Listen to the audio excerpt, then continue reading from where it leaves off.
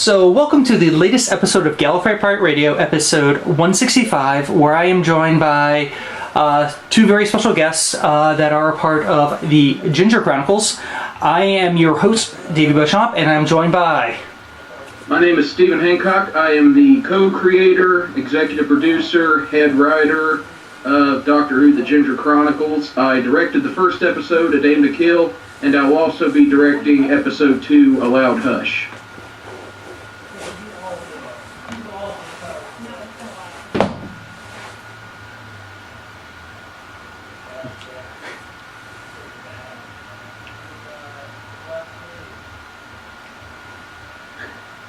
Would you like me to go ahead and introduce myself as well? Yes, we're kind of waiting for that. Okay, well, you didn't make that clear. I thought he was going to, to say something. Okay, I'm Rebecca Larkin. I am the co-producer. I was cast on the Dame to Kill, and I'm co-producer of A Loud Hush. I was also principal cast as a companion, and very excited about this episode. Awesome. Okay, so, a lot of people I always like to know the origin story. Where did Doctor Who: The Ginger Chronicles come from? What are the origins of this actually pretty awesome, I guess, web series, I guess is what you would call it? The origins really harken back to back in June of last year when, of course, last year was big because last year was the 50th anniversary of Doctor Who, and everybody was getting very excited about that. June of 2013 is when Matt Smith announced that he was going to leave Doctor Who at the end of the year with the Christmas episode. And, that began the speculation of, who's going to play the Doctor next? And a really good friend of mine from high school, Lily Nelson, who is a really good actress, put on her Facebook page, I want to say half-jokingly, because I think there was a hint of truth to this. She said, Lily Nelson for the 12th Doctor, I'm willing to be a ginger. And I just started getting into filmmaking and did a little film with my Civil War acting group that I really enjoyed, came out very well, and I really wanted to do some more with it. And as soon as Lily said that on her Facebook page, the light bulb went off about what I thought a really good next project would be for me to work on. So I messaged Lily and I said, if I wrote this episode for a fan film, the script for a fan film, would you be interested in possibly taking part and acting in it? And she was, I'll never forget her message. It was one word, all caps, totally. And so I said, okay, hey, well, we'll go from there. And, me and Lily talked back and forth about what ideas I had for it and what ideas she wanted. And we both collaborated on really creating a really good, what I thought was a really good script that came out of it. And that's really the origins of it. I really feel like Lily agreeing to it was really the spark, because I think if she hadn't agreed to it, it wouldn't have happened, because it really turned out being her performance that really drove this piece to being a success. Not saying that Rebecca and Monty and Miles, who were in it, the episode were bad, but really, Well, we all know it's the Doctor that excites everyone. and I think but when we the first thing we filmed was the Indiegogo video for our first campaign that we ran for A Dame to Kill, and that's the video where Lily just really came up with something off the top of her head. All that dialogue she says in there was pretty much, she kind of got an idea of what to say before, but she really said, all of that was ad-libbed, and when I said action and she started acting, that's kind of the moment I knew we had something special, because Lily just nailed it from the very beginning. I'll say that. I mean, I saw that Indiegogo, that teaser, and she sold me as a female Doctor. It's something I never thought I would ever say, but she really sold me on her playing the part, and I was really, really impressed. Mm-hmm. Yeah, and I think that really goes back to her talent as an actress, because she's really good at she really looks at acting as a craft and really doing the best job she can. And when I said female Doctor, are you interested? And she really agreed to it. I think she really wanted to create something that fans would, watch and actually enjoy, but also bring a little bit of her talent to it, and a lot of her into it, because a lot of her doctor really is Lily. That's really Lily you're seeing on the screen. The only difference between the real Lily Nelson and the doctor is she's got an English accent. That's all the difference there is. And Becky, how did you get involved in the beginnings of the Ginger Chronicles and the Dame to Kill?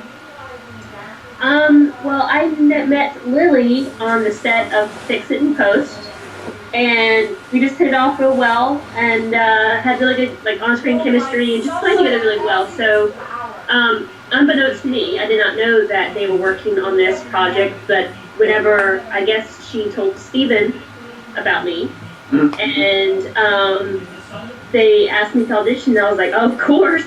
Yeah, I was very excited. I was like, please, yes.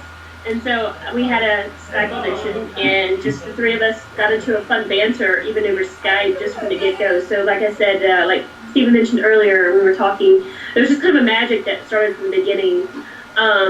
And Miles was already involved as the master, because he knows Lily as well. So from there were a couple additional castings, but really I think basically it was like the four of us, and we had some additional people that helped. But yeah, it was just really exciting, and like I said, just immediately from the beginning, we just had a really good banter and chemistry and excitement level, and it's the doctor. So yeah, and I think one of the things that was great is when we did the auditions, we auditioned several people for each role, but when it came down to it, Miles, I mean, his audition video just blew me away. I mean, everybody else was in it. We had a couple who did a good job with it, but Miles, from the very get-go, he was researching the character of the master, and when I saw the audition video, I was just sitting there getting excited. And when when we were auditioning for Liz, we got, the first few, I mean, we got, a couple of good ones at first, but the first one I got awful. I was sitting there going, oh God, is this the best we're going to get? But then Becky sent in her audition tape, and as soon as I saw it, I was like, I think we found our Liz. And I really thought that was, and then when we talked on Skype, and me, her, and Lily talked and did that callback with her, I just knew she was going to be right for the part. She was just on fire from the first time I hear her reading the dialogue from the script. That's awesome. Now, when you are, working on the script and stuff like that, I mean, how much of what is actually being filmed is what you put down on paper? How much of is it improvised? Because, I mean, playing the part of the doctor seems, you have all this energy, and sometimes you just go off the cuff, and just some of those moments with your doctor, it's just like she just takes control of the scene. She just puts so much energy into it, and just, I mean, the scene is, I mean, she is the scene. I mean, it's amazing. Yeah, one of the things that's really great about working with Lily is that, the way the writing process went with me and Lily is that I came up with the basic outline of the story, and would write a script and try my best to write dialogue that was, that would sound like something the doctor said. But what's great about Lily is what she'll do is she'll actually sit down and read what I've written, and and then kind of say, well, I'm going to kind of fix this to kind of change it where it sounds like something I would say. To which I always say, okay, cool. And she'll send back some stuff that's hilarious, that's still very doctorish, but also very Lily Nelson-ish. But what's really great is, even though we have this set script that we go by, it's really when we get on set that, the actor's energy really comes out. And, if Lily has a lot of ideas, she'll just come off the top of her head, and I'll be like, oh yeah, let's go with that. And I'll watch it, and I'll just be, actually, a couple of times we were filming, I couldn't help but try not to laugh and make, ruin the scene because I was dying laughing, because she would just come up with stuff that I'd be like wanting to bust out laughing, but just would be standing there going, trying to hold it in, because, she really is good at ad-libbing a lot of stuff. And really, I mean, every actor, the actors I work with, they have ideas about how to say stuff or how to change dialogue. And even though I would say we actually stick probably about 75-80% to what's written down. because the scripts themselves do come out very good after the discussions and everything. So, you want to add anything to that, Becky? Oh no, just that as the actress working with Lily is just fun to play, I guess, and that's why we do what we do anyway. It's just she gives a lot in the performance, and so when you have an actress that works with you, or an actor, and you have such a good partner in a scene, it really makes the scene come alive, and it makes it so much fun. So you literally get to play, and that is what I enjoy about it. Yeah, and I think one of the things that was great, just to kind of add something that was ad-libbed, in the scenes that take place in Old Salem, or Salem, North Carolina in 1790, we actually had planned to get some of my co-workers from Old Salem at the time to be extras in it. And I talked to a few, and they actually were interested in, taking part, but then we got to the filming that night, and I was the only one who showed up in costume. So Lily and I talked about it, and she's like, I got this great idea. Why don't we make your guy like the night watchman, but he's drunk? And I was like, you know what, that's a great idea. We'll go with that. And it turned out being one of the most fun things we did the whole shoot. Just, here I am ad-libbing stuff, and Lily and Rebecca, or Lily and Miles are responding to that, because I'm throwing stuff in that did not get written into the script. But you can just see then that Lily and Miles both work very well with people who do that, because they're able to react to what I'm doing very well, and that makes my job, as the director, it made my job easy, but as this one scene where I'm actually having to act in my own production, it made that easier, because they weren't, just saying, just going every time I do something. So it was really good. I think it was really good, and I think it shows that, we were all ad-libbing off, some great stuff in that scene, and I think that really comes off very well in the final cut. So, I'm kind of curious, when you did the first fan film, did you envision the Ginger Chronicles being a series or just a one-off? I mean, what were you thinking in that sort of process? Well, as I started writing it, I kind of envisioned it as just a one-off thing. I didn't really think a whole lot past doing A Dame to Kill at first, but I think as me and Lily got into the process of getting the cast together, getting crew together, really getting the script as polished and ready, I think both of us realized we had something very special here, and if this turned out being successful, there was the possibility of a further adventures, and really delving into the web series. So I think it was I'd say about a month before we started filming A Dame to Kill that we already started putting the pieces together to do further adventures. I actually wrote what's now going to be episode 2 like a month before we did started filming A Dame to Kill, and I actually wrote what's possibly going to be episode 3 like 2 weeks later. So I was already kind of getting in that mindset, and then right as we were getting into the middle of filming A Dame to Kill, me and Lily were talking about ideas for the finale. I wrote the finale for what will be our first season, or series as they called it in Britain. So, I think, at first we didn't see it as a one-off, but as we knew we were going to have something very special, we felt, yeah, this could really go into a web series. And now that, A Dame to Kill is really starting to, it's getting a lot of good response, we feel like, the idea to move ahead is a very good one. Okay, and talking about moving ahead, let's talk about the new project. Oh, Loud Hush. Well, that idea came about, I don't want to give too much away. I mean, right before we're going to give away a little bit more before we start filming. But, right now we're kind of in the Stephen Moffat hush hush sort of thing. And I realized how much fun Stephen Moffat has keeping things secret, because, it's like that, I know something you don't know, haha. But I really, it's a lot of fun, and what's great, but the idea we had, and me and Lily talked about it, and we kind of really thought I really came up with this great idea kind of mixing Doctor Who with elements of another very well-known and beloved sci-fi fantasy genre or world. And when I first got this idea, I started writing it, and it's going to be a scary one. It's going to be a very creepy one.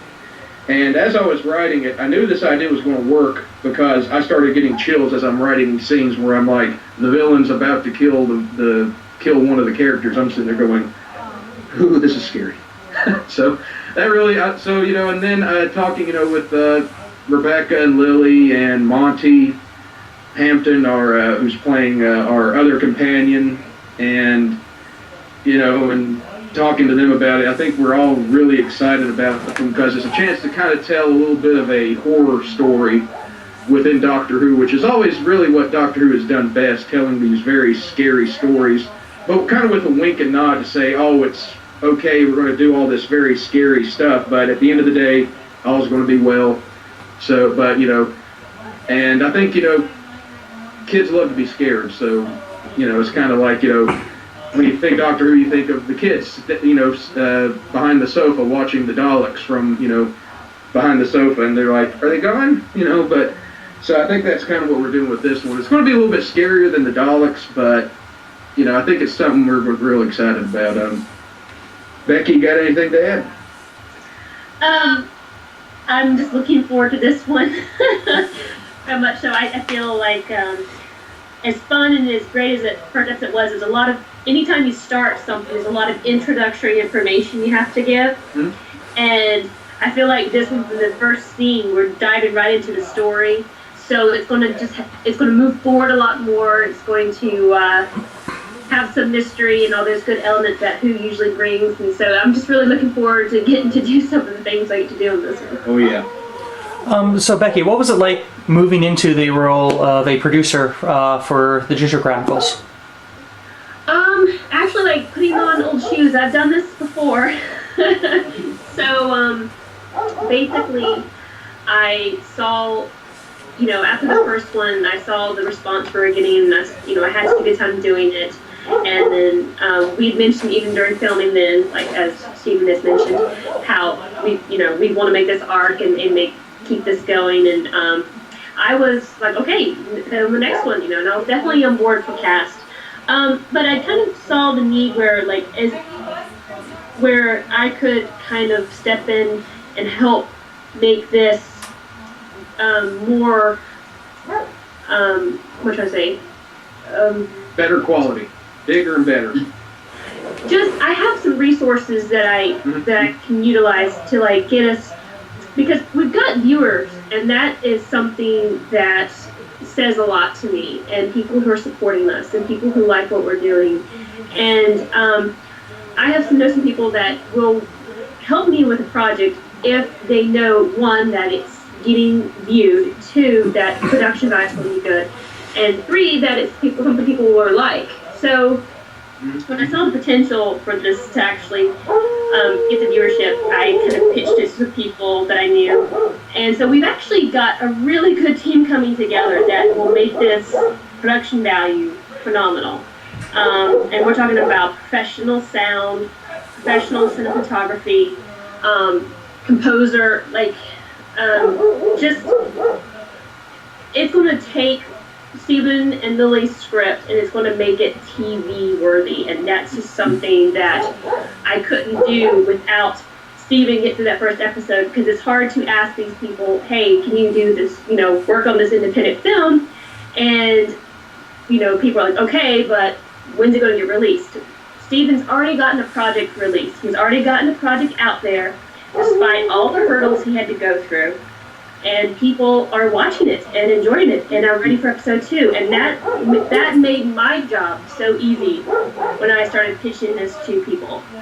And yeah, and we had one of the things that's great, is when Becky was, mentioning some of the people she was wanting to bring on board. Of course, I had to look up their stuff, and especially our cinematographer, who we're not going to mention yet, but when I saw some of his stuff, I'm like, Jesus, looks great. And the sound guy, I've heard a lot of good things about him. The composer, I've heard about. I'm pretty excited about that. So we got something good that's coming that with Rebecca bringing these people on board, because these people are professional. They're some of them are some of the best known people and some of the best talent in their field, and I think that's going to make this episode. It's going to make A Dame to Kill look like a 8th grade school film, to be honest. But yeah, I think one of the things that's good is that when people see that you got something out, it's going to make it easier for people to commit to it and say, "Oh yes, I'm going to be a part of this." And and fortunately, despite the fact we had a very minimal budget for the first one, we got a very good response to it, and the project. I was really proud of the final project. Yeah, it had its faults, but every production does. But at the end of the day, the great elements really outweighed the bad elements. And absolutely, and it's one of the things I want to emphasize again, that Steven, as a young in the filmmaking industry, believed in this, worked through the budget problems, worked with the cast, and he did something that so many people dream of doing that never get that far. He actually released a product, and that is what sold me, on him more than anything else, because I saw a final product out the door, and that's something that, as an independent filmmaker and as an actress who I've done a lot of pro bono, like acting work for people, and I've never seen any kind of product come out of it. That is something that I think builds confidence in him and his product and the film, and that's probably one of the number one reasons that we are actually getting so many people to help us now, is because they're like, these people are serious, they do their good job, and we're going to help them out. So yeah, no, I think it's. Oh, sorry. Well, I was going to say, I enjoyed A Dame to Kill For. I thought it was great, and yeah, that is the big hurdle, is actually bringing everybody together, filming it, editing it, and getting it released. Because I know lots of people that attempt and try and they fail. It was enjoyable. It was fun. You got me interested. I can't wait to see what comes next. And speaking about what's coming next, how can people help support you? What are you doing to raise funds for the second episode? Well, right now we've got a Indiegogo campaign coming out, and the link, and I'm sure you'll probably share the link with people on your podcast. I will. We've got about 22 days left in the campaign. It's about halfway through the time, and we're attempting to raise $7,500 for it, and this is going to go towards paying our cast and crew. It's also going to go towards feeding them, because it's hard to work with an actor when they're starving, and it's also going to create some really good on-set makeup and visual effects. I think one of the things I love about this this script is that it really does call for a very little use of CG visual effects, but that's also going to complicate, because we're going to have to create practical on-set visual effects. Our villains are actually going to have to float at one point, so that's going to be challenging to recreate some of that on film, in camera. And we also, the look of the villains has got to be very, very good, because we don't want this to, even though a lot of it's paying a little bit of homage to the classic series, we want it to look professional. And we're actually bringing a really good makeup team on board. And I'm really excited to work with them. I've talked with them several times, and they're really excited about creating the villains for our piece, and they're like, "Oh, this is going to be awesome. I can't wait to work on this."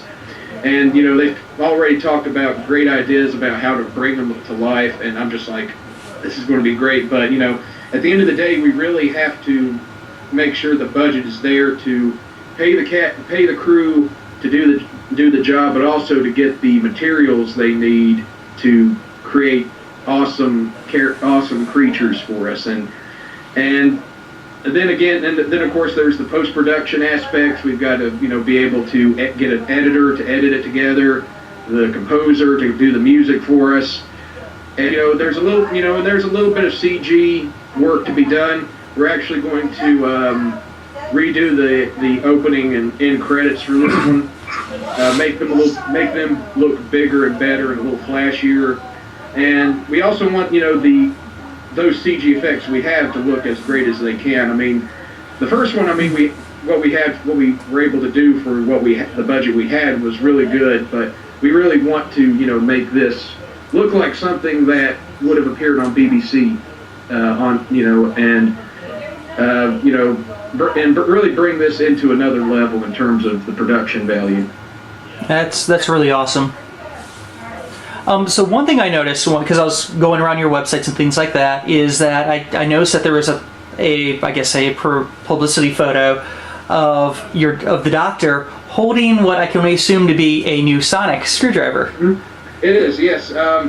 One of the things I think we talked about doing, and when I was writing the script, I was like, well, when Matt Smith came on, he started off at the very beginning. He had the sonic screwdriver that Eccleston and Tennant used, but at the very first episode, that sonic screwdriver gets destroyed, and he ends up getting a new one, and what I think is a cooler looking one. So when I talked to Lily, I was like, you know what? I think this would be cool to kind of do the same thing to destroy, get rid of the current sonic screwdriver and give you something that's really cool. And so when we talked about it, she actually knew a guy who I can't remember his name off the top of my head, but he actually made this sonic screwdriver for Lily. And when I first saw it, I was like, oh, wow, this is really cool. It's ginger color. It's a ginger looking sonic screwdriver, and it's a very simple design, but it's also a very unique and cool design. And I think we're going to do some stuff with it to make it a little bit flashier. We're actually going to put a light bulb in it, because the one time we see the Sonic actually being used in A Dame to Kill, it's done with CG. But we kind of want to do that in camera next time, so we're not really making that relying on CG to bring the Sonic to life. But I think it's a cool design. When I first saw it, I thought this is going to really. When we put, the 11th Doctor's screwdriver in her hand, it looked cool, but when we put this one in Lily's hand, it belonged to her. It fit her Doctor. And so I think that's really where the design comes in very well. It looks like something that belongs in her hands. That's really awesome. I happened to notice that. I was like, I wonder if that's going to be her Sonic. Yep. I want to give a shout out. Those publicity photos were actually taken by my sister Megan, who's a really good photographer, and I asked her if she'd be willing to do this, and she loves doing any type of photography. So when I said, would you like to photograph Lily for Doctor Who? She's like, absolutely. So she came over one day, and we got Lily together, and we just had a blast. And I think the publicity photos we got really were so fantastic, and we had to do some stuff to make them look a little more, more like it's taking place in the Doctor Who universe and not in a trailer park. But I think it was, I loved the photography, and I think my sister's really good, and I think she really did a good job of really making Lily look like the Doctor and really bringing that character to life in those few frames that she got. So I have to ask, you guys are working on Doctor Who project, so I have to assume on some level you guys are Whovians. How did you come into the world of Doctor Who? Becky, you want to start this? Well, I can go first. Basically, I was brought in at like the Tennant level, and that was actually going back to look at the Tennant stuff because my first Doctor was Smith. But I'm actually in the progress now. I'm just watching Christopher and Billy Piper's stuff. Going back and doing some due diligence, but I'm also enjoying it very much. I thought the Last Day of Earth was very, very sad. And then Stephen Warnke's all the sad episodes. I'm like, I know that one, but... Yeah, I basically created a list for him and said, have tissues and a pillow or something to hug. At the end of those episodes, you are going to be bawling your eyes out. I really warned her for the End of Time Part 2, which is Tennant's swan song episode, because that's probably the saddest one they ever did. And I'm like, yeah, be ready. Yeah, so basically, I wanted to go. I've seen, Tennant, and I've seen Smith, but I haven't watched the series from first start to finish because I've never had the actual DVDs or Netflix or Amazon Prime or whatever you use. There's so many avenues.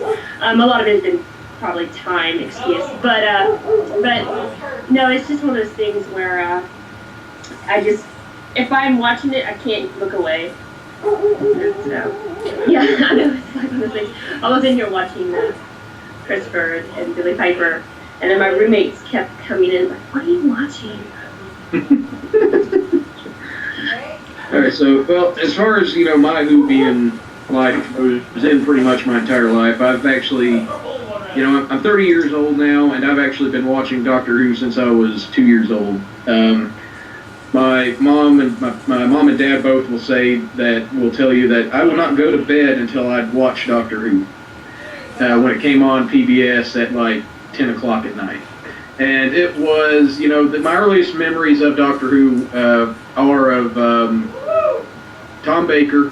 My earliest memories are of the man with the curly hair and the long scarf and coat running around and saving planets and fighting monsters. And, so Tom Baker and then Peter Davison really were my first two Doctors. And, and just that's where I got introduced to it. And I just fell in love with it. And, of course, growing up, in the era of VHS, when VHS was very popular, I bought the VHS tapes and watched them.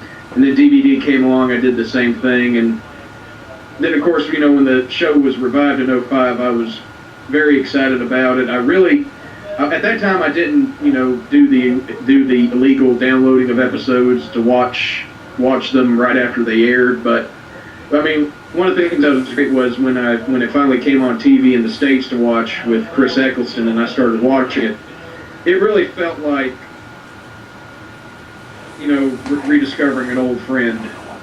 And because, it was bigger in terms of the, visual effects and budget and look, but it just felt like the classic series. I mean, I was sitting there watching this going, it's felt like no time has really passed between the end of the original series and the start of the modern one. And that kind of solidified that I was forever going to be a Whovian. And but yeah, my origins, all the way back to very toddler childhood. So I have to ask, what do you guys think of Peter Capaldi as the Doctor? Since you guys are sort of competing there. How do you feel about his portrayal of the Doctor so far? Oh, Becky, you've not watched much of his, have you? I have been extremely busy since he started. I've been training the 2-year-old horse, so my free time has been taken. However, I do have that on reserve to have a holiday spin with Capaldi. So, you can ask me that question another time.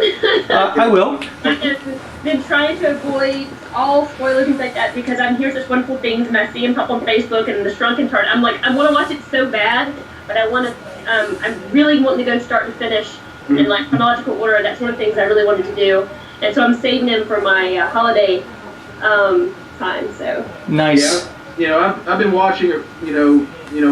I can't watch it. Usually, can't watch it Saturday nights because I'm usually at work at that time. But when I do, I usually go over to watch it with my sister. My sister's a big Whovian herself, and I've just really enjoyed Capaldi. I mean, of the 4 actors who have played him since the return in 2005, I feel like he's the best because he really, brings, his own talents and his own humanity to the role, but at the same time, there's so much of the classic Doctors. There are moments when I'm reminded of William Hartnell, the first Doctor, and Troughton, the second Doctor. I've also seen a little bit of the 6th Doctor, Colin Baker, with him, and it's just been really cool to kind of see this actor who's, a great actor in his own right, bringing a little bit of the previous Doctors into his performance. And I think he creates probably one of the most well-rounded Doctors of the actors who've played him so far since the return. Okay, we are starting to get towards the end of everything. What is sort of your last minute sort of sales pitch to get people to come out to your Indiegogo, donate money for your film? Because I gotta say, I'm going to momentarily, or at least not momentarily, but before it ends, I'm definitely going to contribute because I think it's wonderful that you did the first episode. You got out what you wanted to get out, and that you're doing it again with another episode, and you're making it bigger and better than the last episode. And honestly, I cannot wait to see what you guys do. And anything I could ever do to help you guys out, put the word out there, let people know about your projects. You can always count me in. Just drop me a line. But what is your final sales pitch to get people there to look at the project, to look at the Indiegogo video, and to sell them on the next episode? Well, I mean, when you really look at a lot of the fan films that are being done now with Star Trek Phase 2 that James Cawley did, when he started out, you can tell his very first episodes, they were usually done on a lower budget, but as they were able to get better sets and better production values and bigger budgets with their production, they were able to create episodes that really were just so well done. They really looked like professional productions, and that's the ultimate dream I have with the Ginger Chronicles, is that we'll get to the point where every episode we produce is better quality than the last one, and people will be able to watch this and not just say, oh, this was a great fan film. They'll be able to really look at it and say, this was a really well done production from every aspect of it, from the look to the quality. So that's the ultimate goal, and that's why I really hope that the people will donate to our campaign. Our goal is to create the best film product we can, and with their help, we'll be able to make a really good second episode that will make episode 1 look like a school film project. Also, I'd like to add that we have a lot of pieces here before that we did not have. A script that requires special effects. We have professional makeup people on standby for us. We have professional cinematographer, professional sound. We've got so many pieces of this pulled together already. And what we need is the supplies. We need to be able to buy the makeup. We need to be able to make sure we're renting the locations. We have a location where we may actually need to rent a generator to power things for us while we're filming. All this stuff adds up, and if no one's been in film before, it's one of those things where it's amazing how much little things add up, even when you are, everything from food to coffee runs to like emergency supplies. Paying hotel. We have some of our professional makeup artists who work in professional industry will be traveling and need to be put in hotels. All these things add up, and basically what we're saying is that we've got the crew and team to make this an amazing thing for you guys to watch. Mm-hmm. But we need you guys to help us out and give us the funds for it. And one thing I would say is that we've got, a couple thousand people, 3,000 people who watched the first episode. It's like if every one of those people just be like, hey, I'll give you $3 because I enjoyed your first episode and gave for the effort, that already surpasses our budget, what we need for this film. So basically what we're asking is you don't have to give us a lot. If all the fans just gave us a little, skip your cappuccino from Starbucks that one morning and just throw us the $5. If all the fans throw us $5, then we've gotten it made. It's just so I guess we're just trying to reach as many people as possible and be like, you can be a part of this and help us make this happen. And it really is a matter of just having the funds, because with all the talent that we have on board to help us, if people don't have makeup to apply, they can't do it. Mm-hmm. And so we need those items and some location rental stuff to make the film. But it's definitely going to be worth it if we can get the funds. Well, one thing I like what I'm hearing from you guys is the passion that you have for the project, the passion that you have for filmmaking and everything. And I think, that, just that in itself, sells it all to me. Because I've dealt with people that have no passion in a project that they're working on, and it shows. But you guys, you have passion. You guys love what you're doing. You can tell with the film, with the actors, just everything about it it comes together in a very magical way. And I really cannot wait to see the next episode and what you guys do down the line, be it the Ginger Chronicles or other projects that you guys do, because I can tell that you guys love what you're doing, and that is so important in anything that's creative. Because if you don't love it, it's never going to come to fruition. If you love something, you're going to find a way to make it happen. And I really believe in you guys. Thank you so much. We appreciate that, man. That means a lot. Oh yeah. Well, I guess this is I said at the end of the episode, and I wish you guys nothing but the best. I wish you guys success, and like I said, I'll be contributing to your campaign, and I'm going to do everything I can to get other people to contribute and make sure that people know about your project. So I guess this is Gallifrey Pirate Radio signing off. Until next time, peace. Thank you. Thank you.